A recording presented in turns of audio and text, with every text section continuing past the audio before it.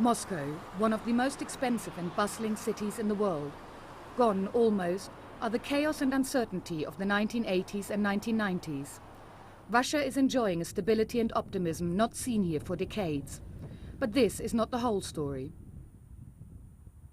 October 2005. The town of Nalchik in the North Caucasus is overrun by rebels. Over 100 people die in a shootout between young insurgents and the local security forces. The rebels say they have been facing brutal discrimination for their religious beliefs. The security forces say they're dealing with Islamist terrorists. The wars in Chechnya, the school siege in Beslan, and shortly later Nalchik.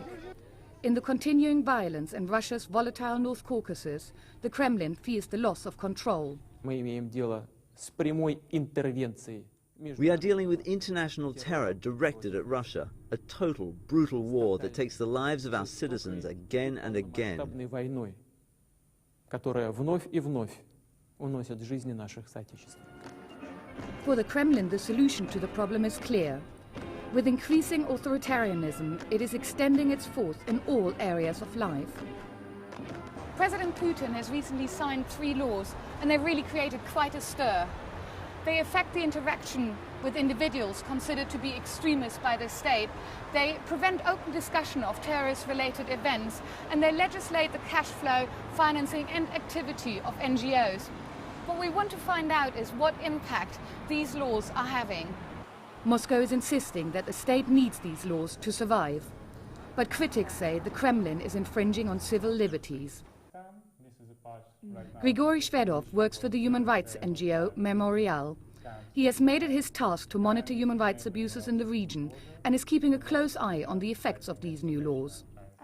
Putin laws are legitimating the process of abusing rights of the people on the different levels. So mainly they are not made to change something, to use new instruments. Mainly they are made to say torture is normal, kidnapping is normal. There is no normal thing as a freedom of press during counter-terrorist operation. What precautions do you think should we take, and what's the risk? I think there is a risk because we just have news from time to time that in the Caucasus people and foreigners as well disappears. Grigory advised us to keep in constant touch with our colleagues at home. Our movements might be monitored. Nalchik is the capital of the Russian Republic of Kabardino Balkaria. Nearly 2,000 kilometers south of Moscow, it lies nestled in the palm of the Caucasus Mountains, a key town in a volatile region. Today, Nalchik is on show. The president of Kabardino-Balkaria is leading the celebrations of what the authorities are calling 85 years of statehood. This is a real high-profile event. The president of Kabardino-Balkaria has been joined by the presidents of North Ossetia and Chechnya, and they're all pro-Kremlin people, and they're showing their solidarity with him. The presidents are joined by General Troshev, all in white, the Russian army's hero of the war in Chechnya. As a symbol of their unity and loyalty to Moscow, they lay wreaths to the Soviet dead in World War II. It seems like everyone's out celebrating, an opportunity to have a show of unity and harmony, the Russians and the Caucasians together. Just like in the Soviet days, it's one big happy family.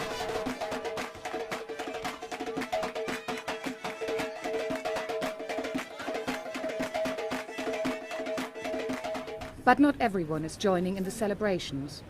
We'd been told that across town, outside the prosecutor's office, we'd find the relatives of the young men who were killed in the uprising.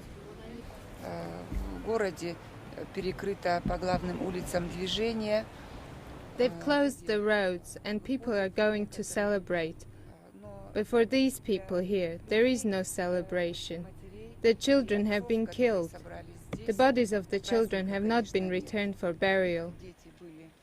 They come here every day to the general prosecutors, hoping that they'll receive the bodies for burial.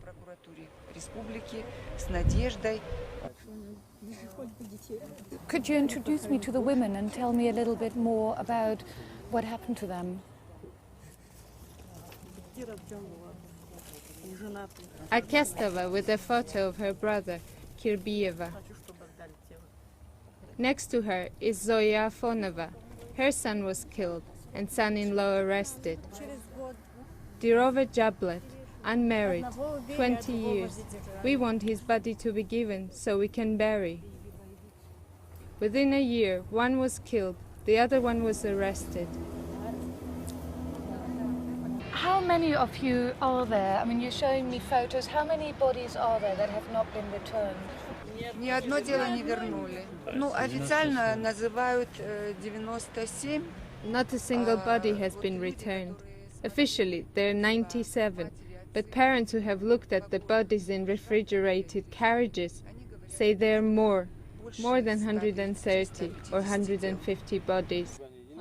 The police at the prosecutor's office are not happy that the relatives are talking to us. Under Putin's new laws, this gathering could be considered an illegal activity. Ребенку почему не закинули, убили? А? 7-месячный ребенку. Бессовестные. They told us that if we want to keep our tapes, it's best to stop filming now. They've also advised us to take a taxi and meet our driver later. On the other side of town, Nalchik's official celebrations suddenly look different. Outside the stadium, President Arsen Kanakov was being interviewed. We asked the question local media couldn't.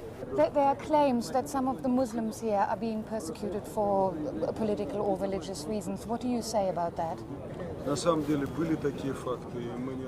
Indeed, there have been such cases. We don't deny that. And we're changing that situation now. We're going to open several prayer houses. Everyone should have the right to practice the faith they choose. We'll be working towards changing things.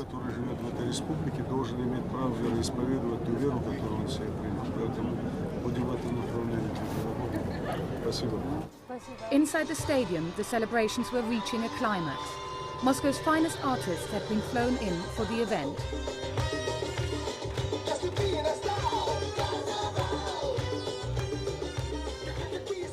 Nalchik, it seemed, was two parallel worlds.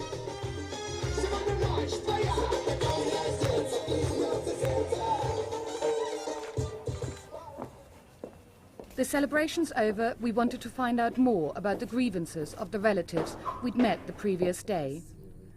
Larisa Dorogova is representing them at the Strasbourg Court of Human Rights in their quest to get the bodies of their sons and husbands back. Larissa had some disturbing evidence to show us. Footage secretly filmed on a mobile phone after the shootout with the security forces. Who filmed this? Who was taking the pictures?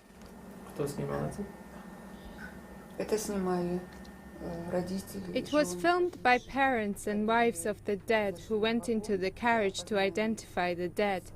But it was impossible to identify because the bodies lay on top of each other. Why have these bodies not been released by the police?